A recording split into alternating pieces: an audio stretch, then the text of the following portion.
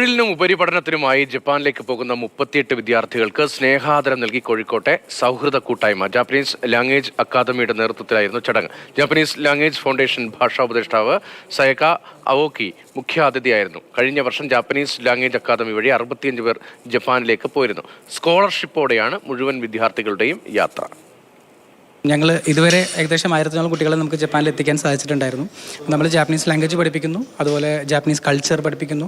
ജപ്പാനിൽ ജോലി നേടുക എന്ന് പറയുന്നത് ജാപ്പനീസ് ലാംഗ്വേജും കൾച്ചറും ഉള്ളവർക്ക് മാത്രം പറഞ്ഞിട്ടുള്ളൊരു കാര്യമാണ്. അപ്പോൾ അതുകൊണ്ട് തന്നെ നമ്മൾ മാക്സിമം ജാപ്പനീസ് ലാംഗ്വേജും കൾച്ചറും പ്രൊമോട്ട് ചെയ്യാൻ വേണ്ടി നിരന്തരം സെമിനാറുകൾ സംഘടിപ്പിച്ചുകൊണ്ടിരിക്കുന്നുണ്ട്.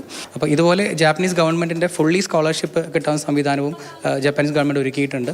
ഒരുപാട് ഫേക്ക് ജോബ് ഓഫേഴ്സ് പല ഏജൻസികൾ വഴി കാണാറുണ്ട്. പല കുട്ടികളും ഒരുപാട് കാശ് നഷ്ടപ്പെട്ടതിന് ശേഷം ഞങ്ങൾ സമീപിക്കുന്നുണ്ട്. അപ്പോൾ അതിൻ്റെ ഒരു തടങ്ങിൽ വയ്ക്കൽ, അത് നിർത്താനായിട്ട് നമ്മളുടെ ഭാഗത്ത് നിന്ന് നമ്മൾ നിരന്തരം സെമിനാർ നടത്തുന്നു. അതുകൂടാതെ ഗവൺമെൻറ് ഒഫീഷ്യൽസ്, ജാപ്പനീസ് ഗവൺമെൻറ് ഒഫീഷ്യൽസിനെ ഈ കാര്യങ്ങൾ ധരിപ്പിക്കുകയും ചെയ്തിട്ടുണ്ട്.